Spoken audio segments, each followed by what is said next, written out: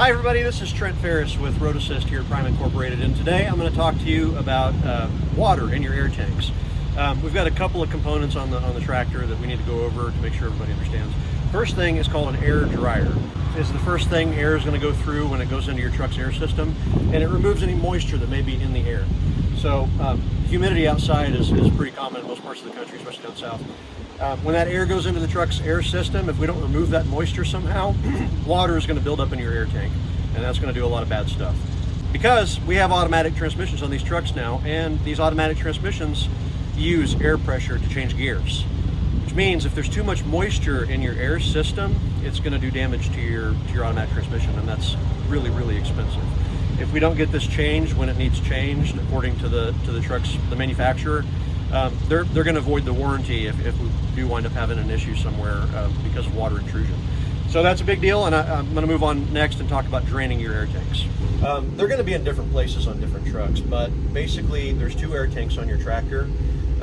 We need to drain these air tanks out daily, once a day. I just talked about the air dryer cartridge. It's going to remove most of the moisture out of that air, but some water is going to still get into these air tanks. And if we don't manually remove that water somehow, then it's not going to go away. It's going to stay in those air tanks forever. We've got this side panel right here. First thing you're going to do, this should be up, so you just pull this down. If you come over here and look inside right here, there's 2 little yellow handles that you're going to pull on. What you do, you pull on these 2 handles, you pull them up, and then you start to pull this entire panel back. It actually removes off of the tractor, so it just pulls off right like this. Be careful with it. It's a piece of body, so it's going to be expensive if it gets damaged.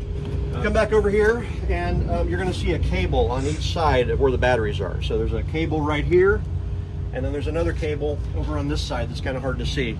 But all you got to do is just pull these cables. This cable is connected to a petcock valve on the bottom of the air tank. Water is going to be heavier than air, so any water that's in the tank is going to be on the bottom of the tank. When you pull this valve and open that valve up, the water is going to drain out.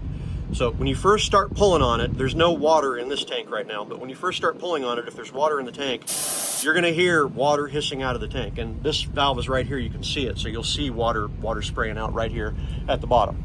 About 10 or 15 seconds is typically how long this takes, so you just pull on this for about 10 seconds until you stop seeing water coming out of that valve. At that point, you're good. That's all you have to do, but we need to do this once per day.